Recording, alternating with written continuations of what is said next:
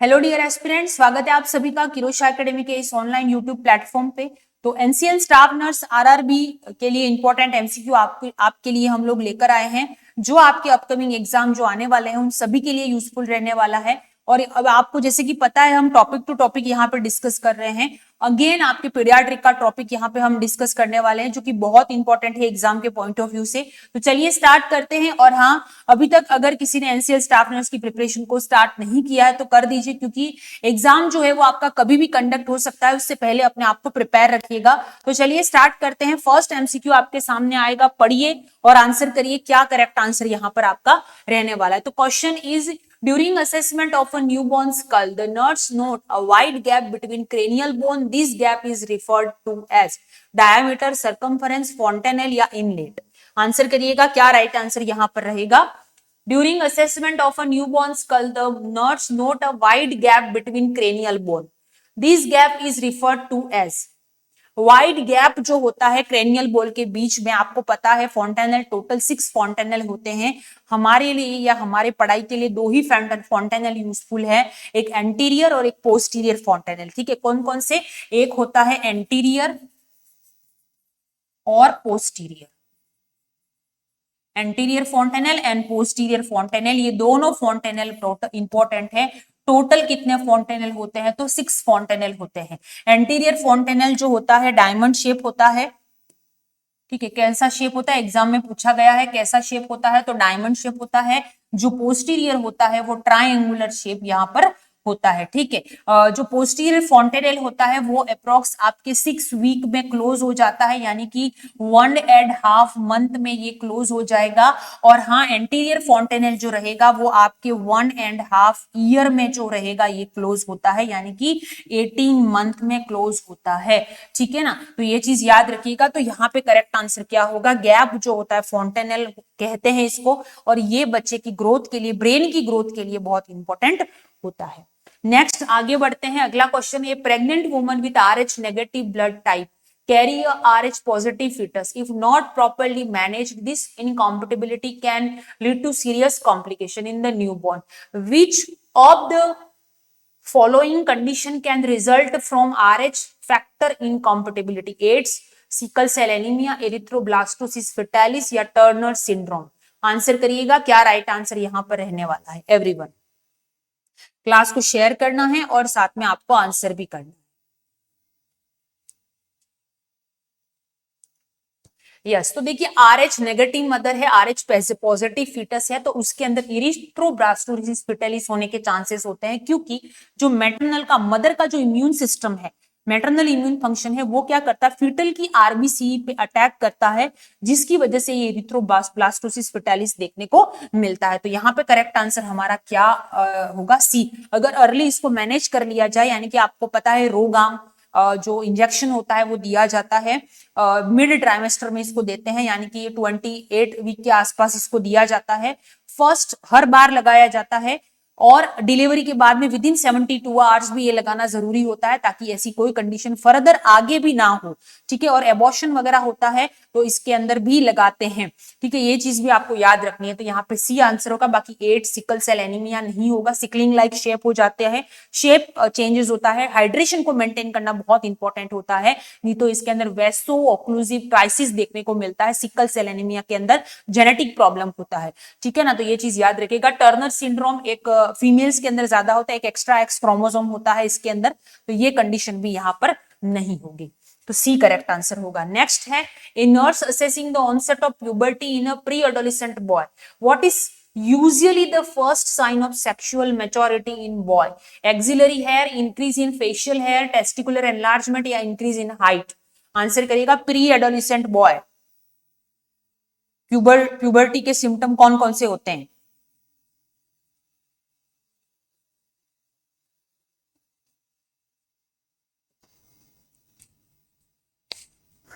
चलिए आंसर करिएगा। तो देखिए यहाँ पे जो फर्स्ट साइन होता है प्यूबर्टी का, टेस्टिकुलर एनलार्जमेंट, बाकी facial hair, axillary hair, height ये भी होता है, लेकिन पहला जो साइन होता है, फर्स्ट साइन, वो कौन सा होता है यहाँ पर? Testicular enlargement. नेक्स्ट आगे बढ़ते हैं, which of the following is the most effective screening test for diagnostic cystic fibrosis.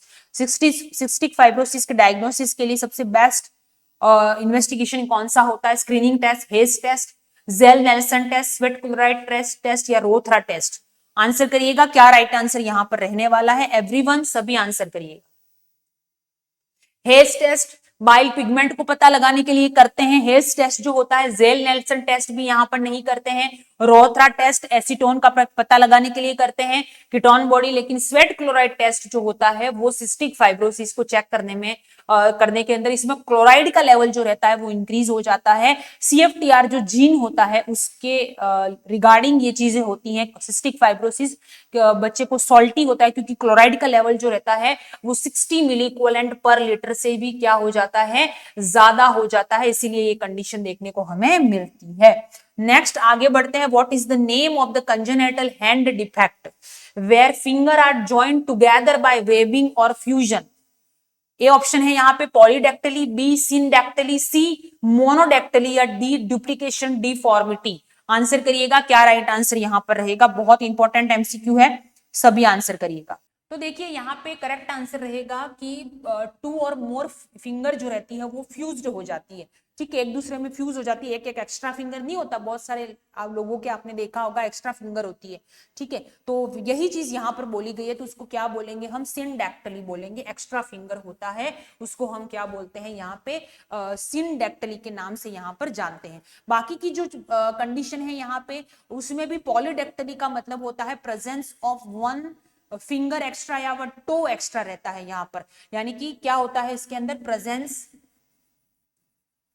Presence of one extra finger, presence of one more extra finger यहाँ पे होता है। मोनिडेक्टली यानी कि वन और यानी कि एक लिम्ब, जैसे कि हाथ है उसके अंदर या तो एक फिंगर होगा या तो एक टो होगा। इस तरीके से यहाँ पे कंडीशन देखी जाती है मोनिडेक्टली के अंदर, यानी कि हैविंग ओनली वन फिंगर और टो ऑन अ लिम्ब। ठीक है, इसके अंदर क्या, और ये एक्सट्रीमली रेयर डिफॉर्मिटी होती है। मोनोडेक्टली जो होती है वो एक्सट्रीमली रेयर डिफॉर्मिटी होती है जिसके अंदर एक हाथ में या तो वन टो रहेगा या फिर वन फिंगर रहेगी। ठीक है, ऑन लिम्ब। ठीक है, डुप्लीकेशन डिफॉर्मिटी यानी कि डुप्लीकेट फिंगर जो रहती है, एक्स्ट्रा फिंगर जो रहती है प्रेजेंट रहती है, उसको डुप्लीकेशन हम लोग बोलते हैं। नाम से ही पता चल रहा है, तो आपको ये चीजें जो है वो ध्यान रखनी है। नेक्स्ट आगे बढ़ते हैं अगले एमसीक्यू की तरफ। अगला क्वेश्चन है आपके सामने, a ventricular shunt is mainly used in the treatment of which condition? Hydrocephalus, cardiomegaly, liver failure या प्लूरल इफ्यूजन? वेंट्रिकुलर शंट यानी कि ब्रेन के जो वेंट्रिकल्स होते हैं वहां से लगा के पेरिटोनियम में जो है वो एब्डोमिनल कैविटी में शंट लगाया जाता है, या हार्ट में भी लगा सकते हैं। तो शंट लगाया जाता है ताकि एक्स्ट्रा CSF जो बन रहा है वो क्या हो जाए? ड्रेन होके वहां से बॉडी के थ्रू बाहर चला जाए, क्योंकि ज्यादा होने की वजह से ही बॉडी उसके अंदर ब्रेन का एनलार्जमेंट होता है, हाइड्रोसिफेलस देखने को मिलता है। तो इसी वजह से ये वेंट्रिकुलर शंट का यूज जो होता है वो किया जाता है। तो बाकी कंडीशन में नहीं होता। किसमें होता है? हाइड्रोसिफेलस, जिसमें CSF जो होता है वो इंक्रीज हो जाता है, जिससे ओवर ग्रोथ हो जाता है ब्रेन का। बाकी cardiomegaly, enlargement of the heart, liver failure में, प्लूरल इफ्यूजन में इसका यूज नहीं करते हैं। नेक्स्ट यहाँ पे आगे बढ़ते हैं, अगला एमसीक्यू है, which condition involve an abnormal connection between the pulmonary artery and the aorta? Answer करिएगा, क्या राइट आंसर रहेगा? बहुत ही इंपॉर्टेंट और बहुत ही अच्छा क्वेश्चन है। आंसर करेंगे, क्या करेक्ट आंसर यहाँ पर आपका रहने वाला है? Ventricular septal defect, patent ductus arteriosus, atrial septal defect या transposition of the great vessel? Which condition involve an abnormal connection between pulmonary artery and aorta? जैसा कि फिटल सर्कुलेशन, काफी टाइम से जो बच्चे मुझसे जुड़े हुए हैं उन्हें पता है, मैंने फिटल सर्कुलेशन भी आपको अच्छे से पढ़ाया है। तो एडल्ट सर्कुलेशन और फिटल सर्कुलेशन में काफी अंतर होता है। तो फिटल सर्कुलेशन की जैसे मैं बात करूं तो आपको एक चीज पता होनी चाहिए कि यहां से, जैसे कि ये हार्ट है, छोटा सा ब्रीफली मैं बता देती हूँ आपको। जैसे कि ये हार्ट है, ठीक है, इसके अंदर ये ट्राइकस्पिड वॉल्व है और ये बायकस्पिड वॉल्व होता है, और ये जो रहता है आपके राइट एट्रियम है, ये राइट वेंट्रिकल, सॉरी ये लेफ्ट वेंट्रिकल है, लेफ्ट वेंट्रिकल रहेगा यहाँ पे। ये रहेगा आपके right ventricle, left atrium, sorry बड़ा बनाते हैं थोड़ा, ठीक है, ये हार्ट है, ठीक है ना, इसके अंदर एक सेकेंड,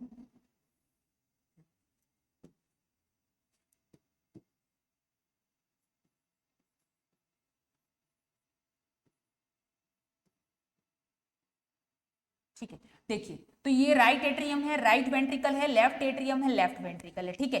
अब अम्लाइकल कोड के थ्रू, है ना, umbilical code, oxygenated blood, umbilical when, umbilical code के थ्रू ही अम्लाइकल वेन आती है।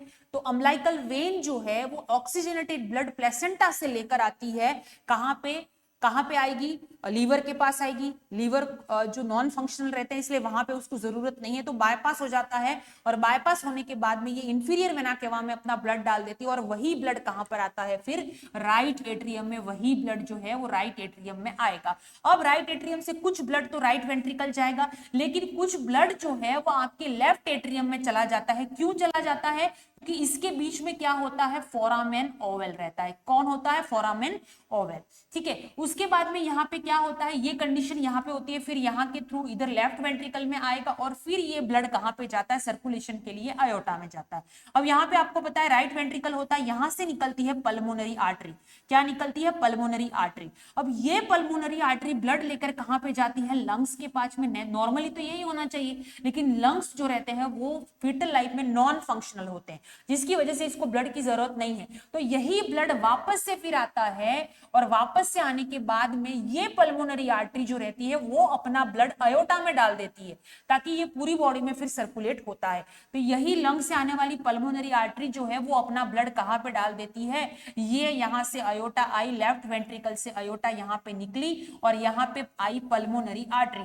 तो ये अपना ब्लड इधर मिक्स हो जाता है यहां पे, ठीक है ना। अब यहाँ पे ये ब्लड जो है वो मिक्स हुआ।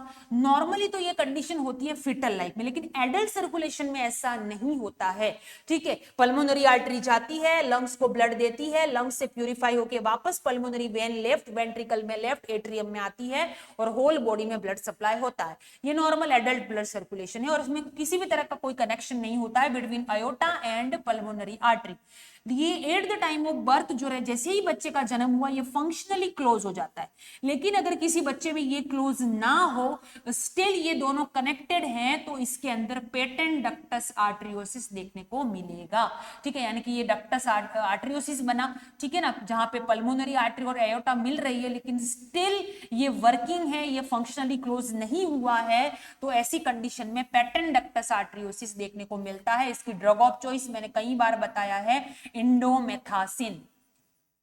एंडोमेथासिन कोर्टिकोस्टेरॉइड है जो इसके अंदर दिया जाता है, क्लियर है। बाकी एट्रियल सेप्टल डिफेक्ट ये भी एक माल फॉर्मेशन की वजह से होती है। Transposition of the great artery, यानी कि जो आपके अयोटा और पल्मोनरी आर्टरी है वो अपनी जगह बदल देती है, उसको बोलते हैं ट्रांस वेंट्रिकुलर सेप्टल डिफेक्ट, यानी कि जो सेप्टल होता है वेंट्रिकल का वहां पे डिफेक्ट हो जाता है। तो यहाँ पे करेक्ट आंसर क्या रहेगा? पीडीए, याद रखिएगा, बहुत इंपॉर्टेंट है। आगे बढ़ने से पहले अगर आप एनसीएल स्टाफ नर्स की प्रिपरेशन अगर कर रहे हैं, तो कोर्स एंड टेस्ट सीरीज जो है वो अवेलेबल है किरोशा एकेडमी की ऐप पर। तो आप जाइए, एनसीएल के पैटर्न के बेस्ड पे ही बनाया गया है, तो अपनी तैयारी को शुरू कर दीजिए अगर अभी तक आपने अपनी तैयारी को स्टार्ट नहीं किया है तो। नेक्स्ट है, which piece of equipment is essential to keep at bedside for child admitted with tetralogy of Fallot? TOF, कई बार सुना है आपने टेट्रोलॉजी ऑफ फेलेट के बारे में, आंसर करिएगा क्या राइट आंसर यहां पर रहने वाला है। यस, तो देखिए टॉप के रिगार्डिंग दोबारा मैं बताना चाहती हूं आपको कि यहाँ पे देख लीजिए कि टेट्रोलॉजी ऑफ फेलेट जो होती है एक कंडीशन होती है, साइनोटिक हार्ट डिजीज है। पहली बात तो कौन सी heart disease? Cyanotic heart disease. इसमें क्या होता है आप सभी को पता है कि टेट्रोलॉजी, जैसा कि अभी मैंने पीडीए बताया, ये भी एक डिफेक्ट होता है जो फीटल सर्कुलेशन में तो नॉर्मल है, लेकिन एडल्ट सर्कुलेशन में या बर्थ के बाद में क्लोज हो जाना चाहिए, जो नहीं होता है। सेम कंडीशन यहां पर भी होती है, पर यहां पे जो जगह है वो चेंज हो जाएगी। जैसा कि मैंने आपको यहां पे बताया कि इस तरीके से आपके राइट एट्रियम यहां पर होता है, ठीक है, यहां पर होता है आपके राइट वेंट्रिकल, लेफ्ट एट्रियम और लेफ्ट वेंट्रिकल। इसके बीच में होता है फोरामेन ओवल, यानी कि जगह खाली रहती है, इधर से इधर ब्लड जा सकता है। ठीक है, अब इसमें टेट्रोलॉजी ऑफ फैलेट में फंक्शनली ये क्लोज हो जाना चाहिए बर्थ के टाइम पे, लेकिन अगर ऐसा नहीं होता है, ठीक है, ये स्टिल ओपन है फोरामेन ओवल, तो ऐसी कंडीशन में क्या होगा, यहां पे होता है इम्प्योर ब्लड, यहां पे होता है प्योर ब्लड। अब यहां से जो है वो इम्प्योर ब्लड जाएगा प्योर ब्लड के पास में, और आपको पता यहां से ब्लड यहां जाएगा, अयोटा के थ्रू होल बॉडी में जो ब्लड सप्लाई होगा वो कौन सा होगा, हाइपोक्सिक ब्लड। कैंसर कौन सा होगा, हाइपोक्सिक ब्लड होगा, ऑक्सीजन की कमी वाला ब्लड होगा, और इस वजह से बॉडी में ब्लूइश डिस्कलरेशन हो सकता है ऑक्सीजन की कमी की वजह से, इसको हम ब्लू टैट स्पेल भी बोलते हैं। क्या बोलते हैं, blue tet spell, blue tet spell भी बोलते हैं, जिसके अंदर बूट शेप ऑफ हार्ट दिखाई देता है एक्सरे में। एग्जाम में कई बार आया हुआ है, बूट शेप ऑफ हार्ट किसमें होता है, तो याद रखिएगा टेट्रोलॉजी ऑफ फैलेट में। तो यहां पे जो है वो ये कंडीशन होती है टेट्रोलॉजी ऑफ फैलेट में। अब पूछा गया है कि कौन सा इक्विपमेंट बेड साइड रखना चाहिए, तो ऑक्सीजन की कमी होगी तो ऑक्सीजन वाला ही रखेंगे, तो क्या रखेंगे, ऑक्सीजन सेटअप हमेशा होना चाहिए, क्योंकि ये कंडीशन कभी भी बच्चे में देखने को मिल सकती है। बच्चों की बात है, पीडियाट्रिक का टॉपिक है, तो बच्चे में ये कभी भी कंडीशन देखने को मिल सकती है, और अगर ऐसा अचानक से कभी कभी बच्चा ज्यादा क्राई कर ले तो भी ये कंडीशन आपको देखने को मिल सकती है। तो घबराना नहीं है, उस टाइम सबसे पहले स्क्वाटिंग पोजीशन में बच्चे को बैठा देना है, यानी कि उसके जो नीज है वो चेस्ट की तरफ ले आने हैं, ताकि सर्कुलेशन इंप्रूव हो सके और वाटर सर्कुलेशन परफॉर्म हो सके। नेक्स्ट है यहाँ पे, which congenital condition involve abdominal content protruding through an abdominal wall defect without covering sac, बिना कवरिंग से, किसी भी तरह का कोई कवर नहीं है, और ऑर्गन जो है वो यहाँ पे बोला गया प्रोट्रूड बाहर आ जाता है एब्डोमिनल वॉल से, तो उसको क्या बोलोगे, आंसर करिएगा, विदाउट सेक। हाँ, देखिए सेक के साथ बाहर आता है जो, ठीक है, यानी कि कवरिंग लेयर जिस बाहर तो आ रहा है लेकिन कवरिंग लेयर लगी हुई है, इसको बोलेंगे ओम्फेलोसिल।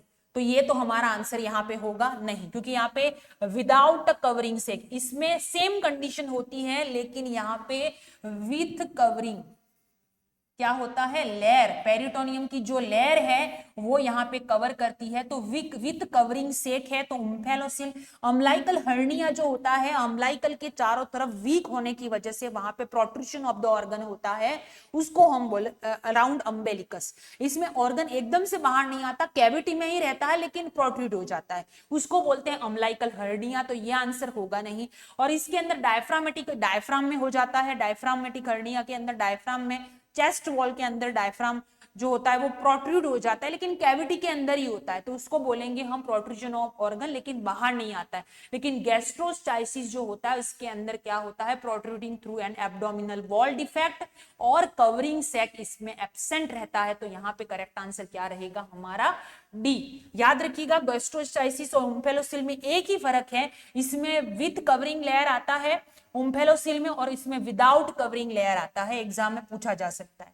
नेक्स्ट है, what is the medical term used to describe the condition where the intestine twist around itself causing obstruction, answer करिएगा। ए ऑप्शन है यहाँ पे herniation of the bowel, B intestinal adhesion, C intestinal torsion, या bowel telescoping, answer करिएगा क्या right answer यहाँ पे रहेगा। एवरीवन क्लास को शेयर करना है और साथ में आपको आंसर्स भी करना है। चलिए आंसर करिएगा क्या राइट आंसर यहाँ पे रहेगा। तो देखिए यहाँ पे जो कंडीशन देखिए, बोवेल टेलीस्कोपिंग, यानी कि बोवेल जो रहती है, इंटेस्टाइन जो होती है वो टेलीस्कोप हो जाती है, एक पार्ट जो है वो दूसरे पार्ट में अंदर चला जाता है, तो उसको बोलेंगे नहीं। अडेशन जो होता है, स्कार टिश्यू डेवलप होते हैं, इंटेस्टाइनल अडेशन में क्या होता है, स्कार टिश्यू, तो यहाँ पे ये भी आंसर नहीं होगा। हर्निएशन ऑफ द बोवेल भी नहीं होगा, hernia protrusion of the organ नहीं है। यहाँ पे इंटेस्टाइन ट्विस्ट हो रही है, यानी कि इंटेस्टाइनल टोर्सन, इससे क्या होता है, ब्लड सप्लाई जो रहती है वो क्या रहती है, इंटरप्ट हो जाती है। क्या हो जाती है, ब्लड सप्लाई जो रहती है वो इंटरप्शन देखने को मिलता है, तो सी करेक्ट आंसर यहाँ पर रहेगा। नेक्स्ट वन है, विच nursing diagnosis is the highest priority when caring for a 6 month old infant diagnosed with salmonella infection, shouting and crying, fluid volume deficit, sleepiness या weight loss।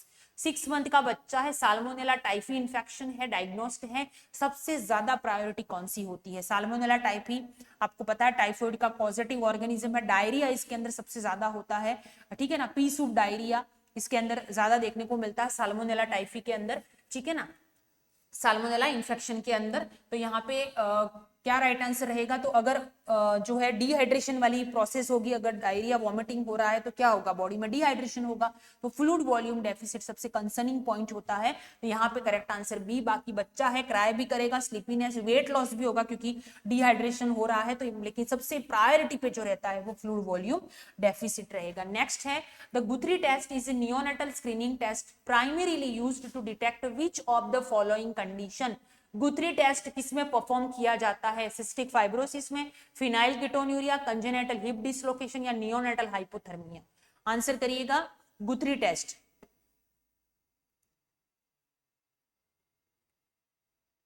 सभी answer करिएगा, Guthrie test is perform for. देखिए Guthrie test जो होता है ये एक bacterial inhibition है, इसको असेस करने के लिए इस टेस्ट को यूज किया जाता है। और इसके अंदर क्या होता है, अर्ली डिटेक्शन करने के लिए फिनाइल एलेनिन इन न्यूबॉर्न, ठीक है। फिनाइल एलेनिन नामक जो एसेंशियल होता है, जो ब्लड में एलिवेटेड हो जाता है, इसके अंदर क्या होता है, ये टेस्ट जो होता है गुथरी टेस्ट, ये परफॉर्म करते हैं बैक्टीरियल इनहिबिशन को असेस करने के लिए। किसके लिए असेस करने के लिए, बैक्टीरियल इनहिबिशन। ये बताता है कि फिनाइल एलानिन, इस फिनाइल एलानिन का लेवल जो है वो ब्लड में क्या हो जाता है, इंक्रीज होने की वजह से ये कंडीशन देखने को मिलती है फिनाइल कीटोन्यूरिया। इसका लेवल बढ़ जाएगा, क्यों बढ़ेगा, क्योंकि ऐसे नियोनेट, ऐसे बच्चे के अंदर किस चीज की कमी होगी, ऐसे बच्चे के अंदर कमी रहेगी फिनाइल एलानिन हाइड्रोक्सिलेज, ये एंजाइम की कमी होने की वजह से ये फिनाइल एलेनिन का लेवल ब्लड में बढ़ेगा और इसी वजह से फिनाइल कीटोन्यूरिया देखने को मिलता है। तो बी करेक्ट आंसर रहेगा। बाकी सिस्टिक फाइब्रोसिस यहां पर नहीं होगा, कंजेनेटल हिप डिसलोकेशन भी नहीं होगा, इसके अंदर नियोनेटल हाइपोथर्मिया कंडीशन भी नहीं है।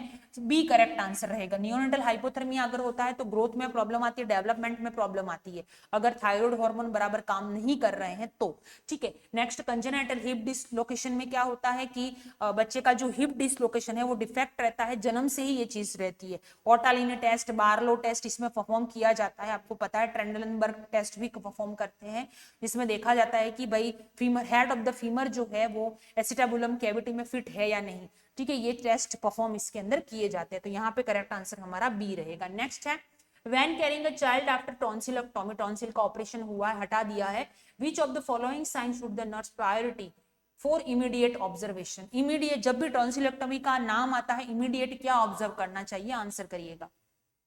सो ए ऑप्शन है यहाँ पे, slide increase in temperature, complaint of sore throat, frequent swallowing, coffee around vomiting. Answer करिएगा। इमीडिएट ऑब्जर्वेशन क्या रहेगा टॉन्सिलेक्टोमी का, तो टॉन्सिल को इसमें रिमूव करते हैं तो इसके अंदर क्या होता है कि फ्रीक्वेंट स्वेलोइंग, अगर बार बार बच्चा स्वेलो कर रहा है इसका मतलब है कहीं पे ब्लीडिंग हो रही है। क्या हो रही है, ब्लीडिंग। तो ये बहुत ही प्रायोरिटी वाला कंसर्न है, तो सी करेक्ट आंसर यहां पर रहेगा। नेक्स्ट है which method based on a classical conditioning principle is commonly used for bed wetting nocturnal enuresis, यानी कि ऐसा बच्चा जो 5 साल के बाद भी बेड वेटिंग करता है, ऐसे एन्यूरेसिस जिसको हम बोलते हैं, ऐसी कंडीशन में कौन सी ट्रिक को यूज कर सकते हैं, bell and whistle method, bell बजाओ और विसल मारो और उसको उठाओ। B bed wetting prevention method use करेंगे। C bell and battery method या अलार्म बेस्ड अप्रोच। आंसर करिएगा, क्या राइट आंसर यहां पर रहेगा एवरीवन।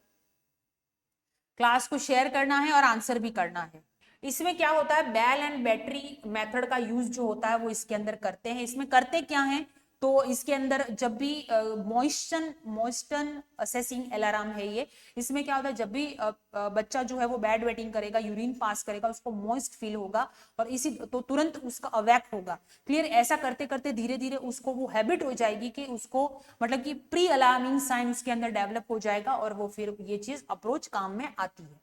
नेक्स्ट है यहाँ पे what is the name of the congenital condition where the heel and foot turn inward. बहुत इंपॉर्टेंट टॉपिक है, कई बार एग्जामों में भी आया हुआ है, तो आंसर करिएगा, क्या राइट आंसर यहाँ पर रहेगा। सभी आंसर करिएगा। तो देखिए यहाँ पे heel and foot turn inward, ठीक है, अंदर की तरफ। तो इनवर्ड जब भी होता है टेलिपस वेरस इसको बोलते हैं इनवर्ड, अंदर की तरफ, यानी कि जैसे कि ये फुट है फॉर एग्जाम्पल, ठीक है, अंदर की तरफ मुड़ा इनवर्ड, बाहर की तरफ मुड़ा टेलिपस वेलगस, ठीक है ना। और इस तरह से हुआ, ये टोस जो है वो नीचे अड़ा हुआ है, हिल जो है वो, ठीक है, तो इसको बोलते हैं कैल्केनियस। इस तरीके से है, यानी कि उंगलियां, पैरों की उंगली, कोई कोई नहीं ऐसे चलता है इस तरीके से, ये वॉकिंग, इसको हम क्या बोलते हैं, टेलिपस इक्विनस। तो याद रखिएगा टेलिपस इक्विनस का मतलब यहाँ पे टेलिपस वेरस इनवर्ड हो जाता है, टेलिपस वेलगस आउटवर्ड हो जाता है, कैल्केनियस जो होता है उसके अंदर अपवार्ड हो जाता है, क्या हो जाता है, अपवार्ड, और टेलिपस इक्विनियस डाउनवर्ड, डाउन